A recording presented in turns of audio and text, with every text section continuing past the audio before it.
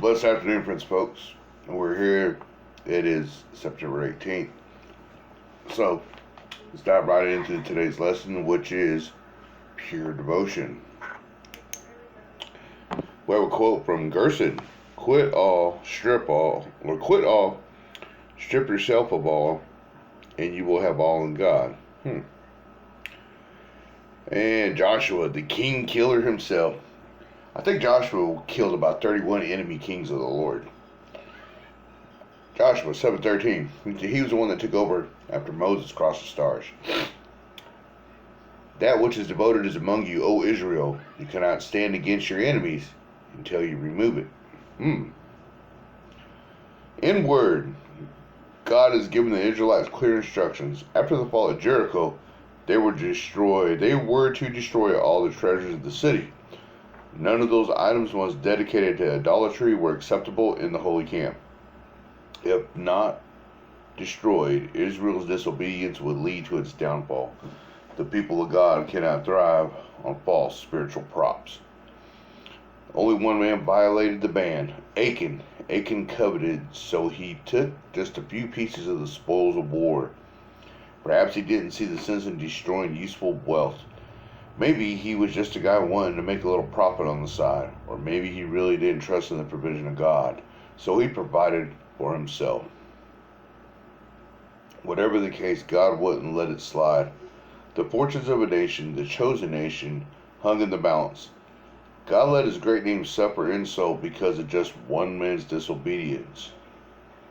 A little bit of disobedience corrupted the whole godly effort. The holy purpose had an unholy element. The parallels to our own lives are clear. We have entered the promised land. We have entered the promised land in the power of God and are marching toward complete victory.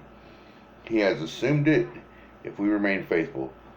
But the eyes of Achan lust within us for a few small mementos of our simple past. We want to leave most of our sin behind while taking a few of our highly treasured attachments with us.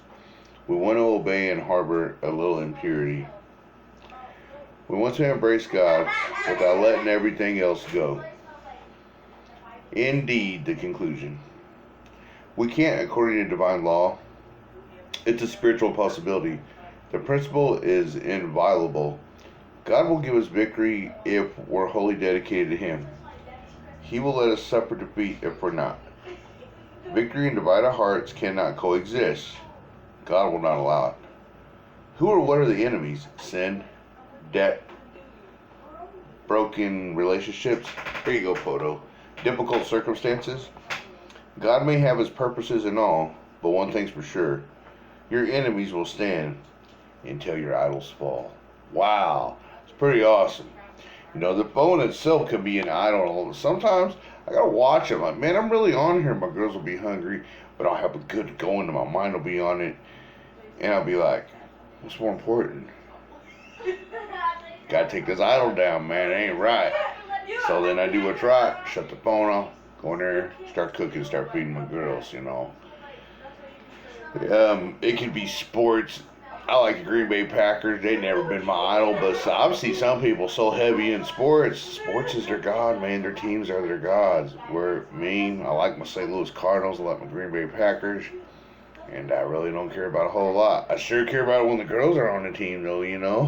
When Cubby played for the Boys and Girls Club, but did I make it my idol? No. Did make every game and all, but anything could be your idol. It's just you want to have the pure devotion to put Him first. And when you fall short of the glory of God and you put your own interests, there's going to be something in it's going to be something in your mind, but really it's coming from your heart. It's the Holy Spirit getting you, knowing that you're drifting away, but hope being the anchor of the soul. The anchor is only going to let you go so far. And then it's going to put you right back in the harbor. Harbor is the high priest spot right here at the helm of your heart. Your heart is His pulpit. And that's when the high priest Jesus, He's drawing you in with love. Not by condemnation, not by a speech that makes you feel like a punk, but by the anchor, bringing you back in love. As a father to a son, as a father to a daughter.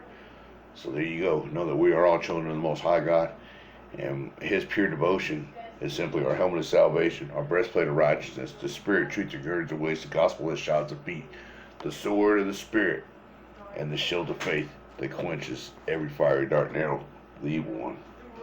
Use them all today with pure devotion, and I promise you, you're going to have every promise that there is by His way higher than always as your high priest. Be blessed today with pure devotion in your iron journey.